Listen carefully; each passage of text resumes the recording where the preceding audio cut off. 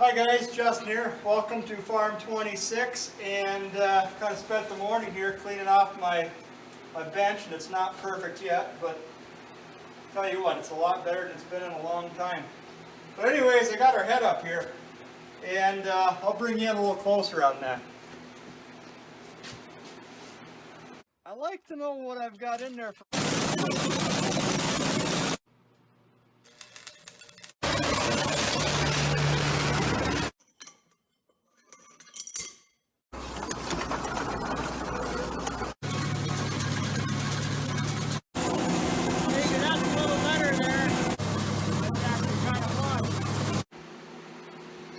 Alright, so I just thought I'd show you real well what a piston looks like after a valve's dropped in it and it's went around a couple times.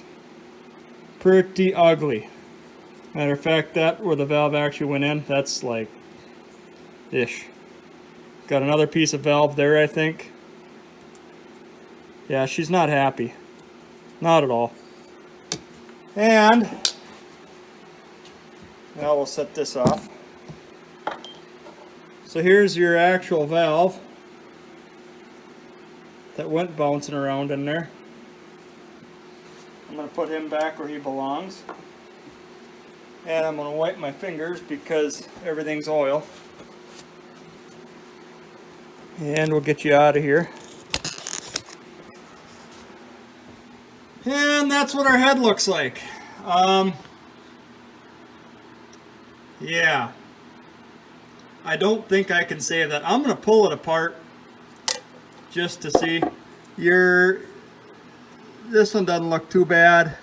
I mean, obviously a guy would have to go in and clean some out, but I think I actually broke away too much of the cast right here to save. But we'll pull the head apart and see what we find.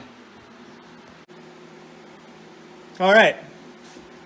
So obviously our first one is out, and you do need a valve spring compressor,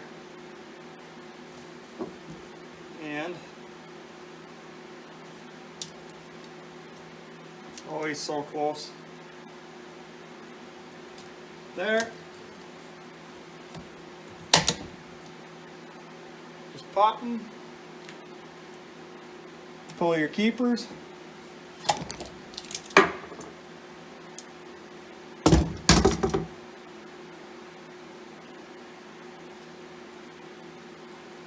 So another thing you can tell, this either got really hot, which could be that whole machining thing. In these Fords, you do need to clearance your back piston number 6 a little bigger, otherwise you will run into issues. Oh, and he's stuck. Let me get a hammer.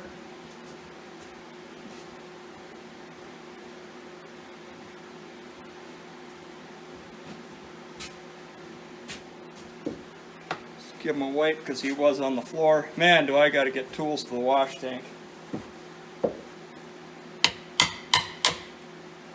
Okay. Yeah, there come part of our seat. And it's carnage on the valve.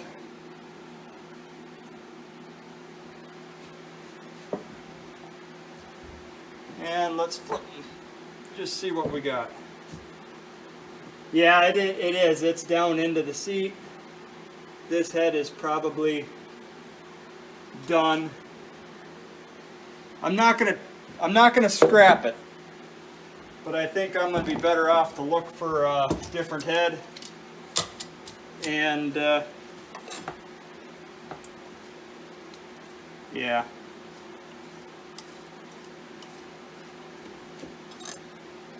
Whew. That one's tight.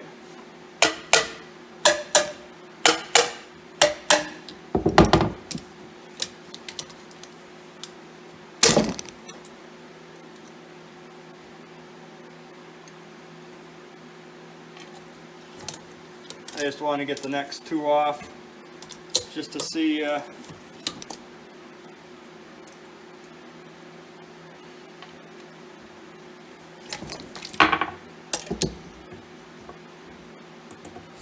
just to see some things.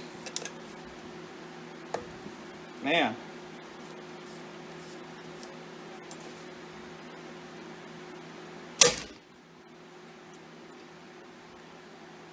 I haven't had felt, or yeah, this stuff's all coming off real hard.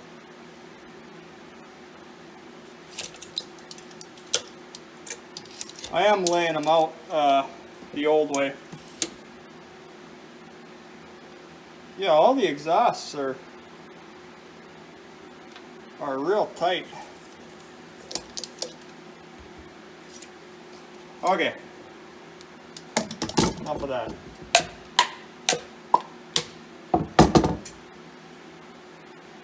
Right, and we sheared all the O-rings.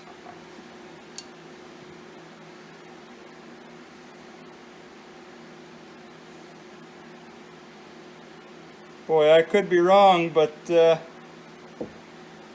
I'm pretty sure they reused valves.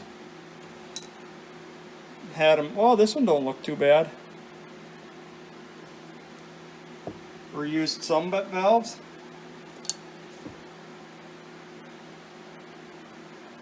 Yeah, your margins are kind of marginal. Wear doesn't look bad though. Like I said, it ran good, you know. I was actually getting to the point where I was going to say, you know, this old TW isn't so bad. Might not be too bad of a buy. And then this happened. I did get a lot of work done with it. It is about half paid off, you know, as far as owing me.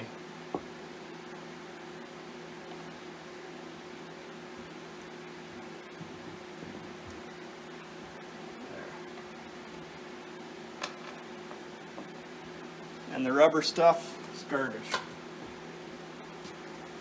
There. Well, yeah. I'll keep taking it apart.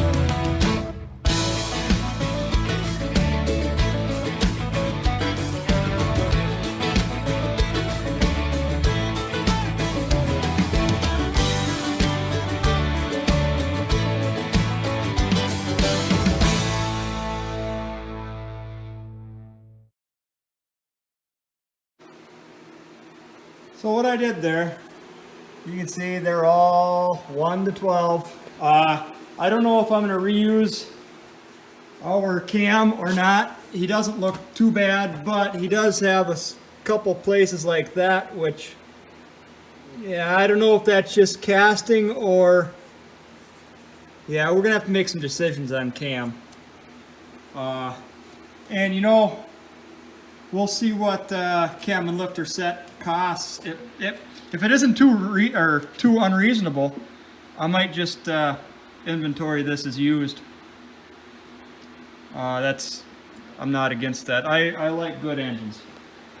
Yeah, our crank doesn't look too bad. I mean, I'm not seeing any real scratches or anything. There was a couple little wipes on the mains. See if you can see them right there. I mean, it's not, you can't feel it, but you can see it. Thought there was 2 of them. I think it's this one. Yeah, this one had just, and it's hard to say exactly what that is. I mean, it does look pretty good. Well, we're down to putting caps back in, and then I think what we're going to do is hone this. Actually, I'll probably run a hone through all of them. And it's not to hone it out, it's just to clean it out. And we can probably measure then. All right. So I was actually going to measure the block out, and then I saw this. We're cracked. So we're looking at, yeah, we had some sleeve damage. We're looking at new sleeves. Trying to think what I do here. So what I normally end up having to do with these Fords, they normally come in without sleeves. And I run it down to the machine shop, not my own, and have them bored and sleeved because I don't have the tooling to bore.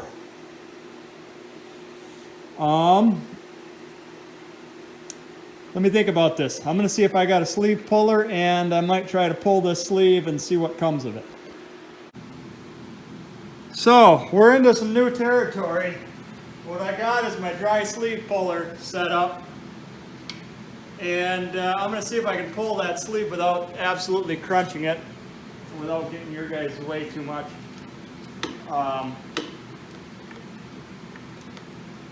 We'll see what happens. I don't know.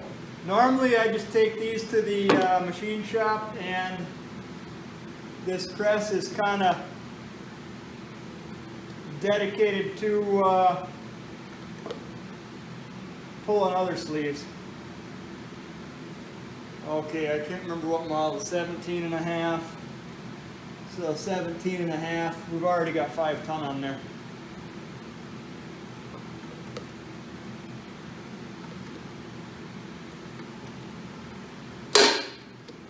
There it popped.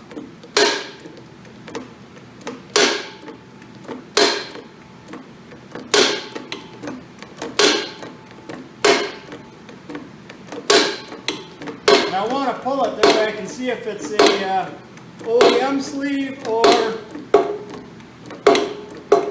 what this is exactly.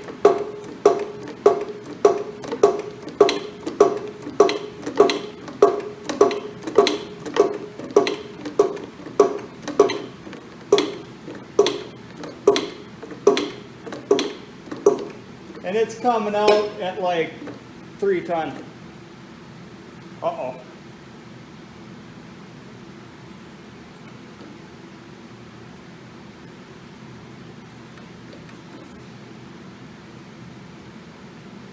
That's what I didn't want to happen. Safety squints.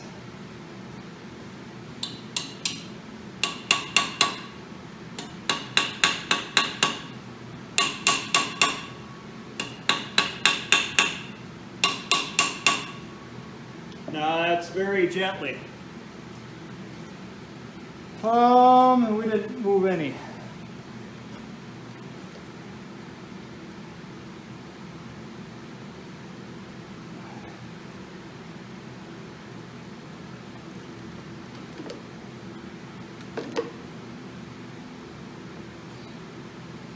Yeah, that's 10 right there. I don't know how much more I want to go. I'm going to release it and just see if... Or actually, hold on, you know what?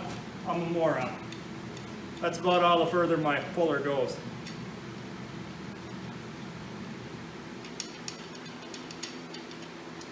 I should check from underneath though real quick.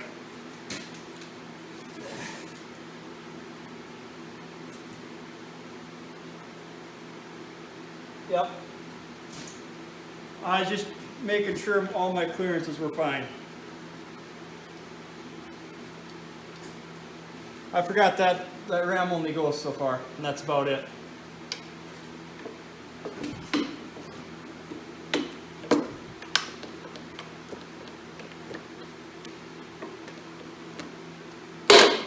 Yeah. Got to be smarter than the equipment sometimes, right?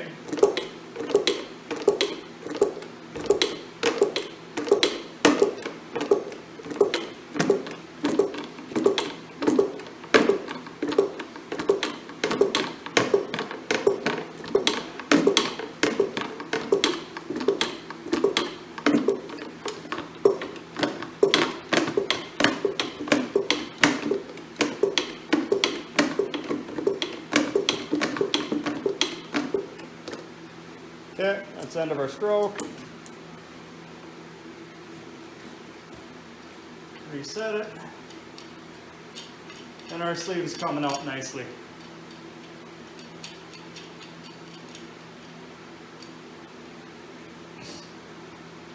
It is a brand new puller, never been used. It would just come with the deal. Like I say, normally Fords go to the machine shop. They're normally cast bores.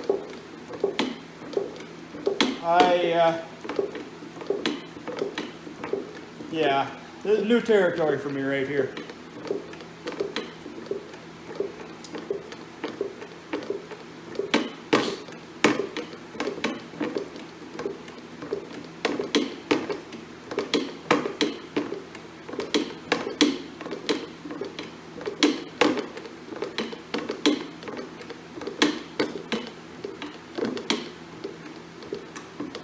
Oh, that's the end of that.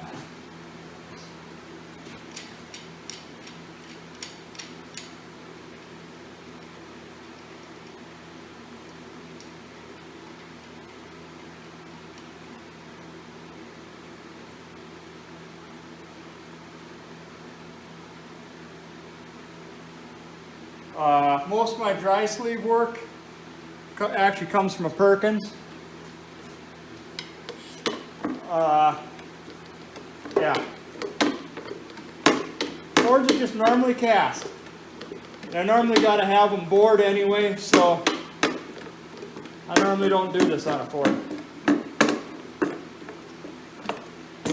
And they're not like, well, actually I shouldn't say that. So I've pulled these same sleeves out of the older 6-cylinder Internationals, say like an 806. They've got an OEM dry sleeve. Most of the John Deere work I've done has been wet sleeve. Most of the IH work I've done is wet sleeve.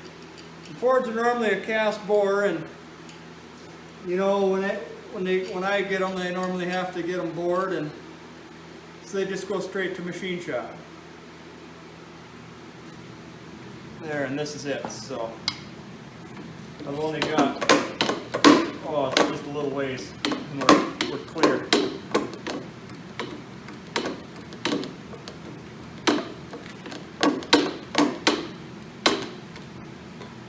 There she be.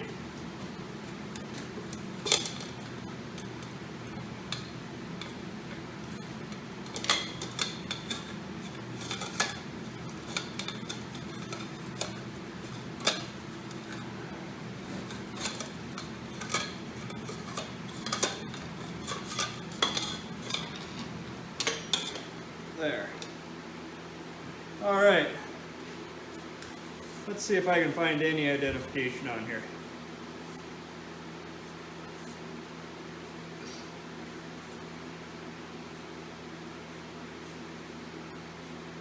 Yeah. D7NN 6055A WGL. Yes, this is an OEM sleeve. Nice. So I should be able to just order a sleeve and pull it in. Excellent. All right. Well, so with that sleeve, that's an OEM deal. I can order one of them, and I'm going to hold off on the rest of it until, yeah, I'm just going to hold off on them for a minute. I kind of want to get a bore gauge, and right now all I've got is a snap gauge, and that one sleeve's cracked anyways. It might just be smarter of me to get a whole set of sleeves. Then they're matched. But anyways, so I just got done zeroing my mic. We'll measure the crank up real quick, and what we're going to do is take a measurement here, and I'm coming up with 3 inches, 3 361. So we'll take that to the book and we'll see what that comes. Then we'll also check it this way, and yeah, it fits nice and tight. That's good measurement. And I'm going to roll the crank a little bit. And just using the power of feel, that's tight. Tight. Tight. So it looks like the crank was done real nice. Tight.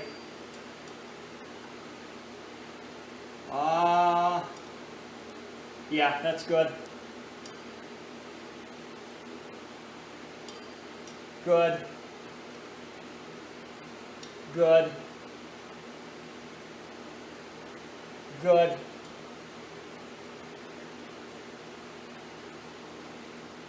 That one gets a little snug, but it still slides by nice. Slides by nice. Slides by nice. So, I know you can take and measure out to, 10/1000ths of an inch. However, all I got to do is take that one number, and they are all within half a thou, just by feel. And I know I'm good. So we're just going to set that. I do have to go and check that with the book. Crank is supposed to be a 10-10 crank. So, yeah. Okay, we'll lock it. Rods are coming out 25, 32,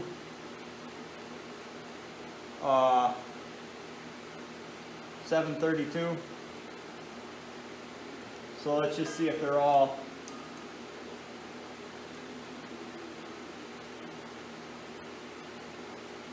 Okay, I don't like that.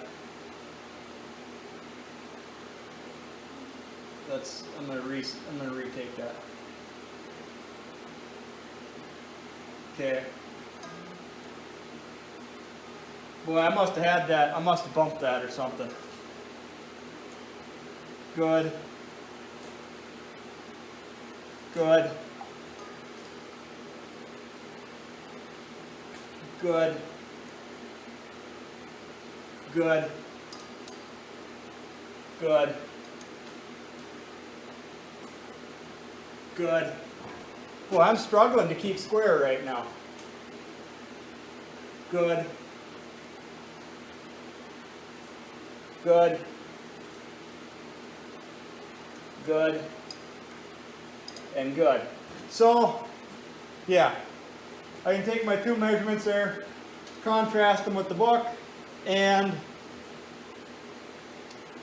we'll see what that says. But I'm guessing just the way they feel, everything is looking real nice. There's nothing, you can't feel any marks. The only thing that you can see is there's a groove on all your bearings, and you can see there is a track of it, but you can't feel it, and it all measures up pretty good. So I'd say we got a good crank. So we got something to start out with anyway. And to be honest with you, until I get on the phone and see what I've got or what I can and can't get, and yeah, well, there's just some phone calls to be made. Well, with that, thanks for watching. This one might be a little bit shorter and might come on hold for just a little bit. I got to see what a cam is. Yeah, I got to make some phone calls, and that's kind of where the TW is going to be at until I've got some real good phone call numbers. Well, thanks for watching. Catch you next time.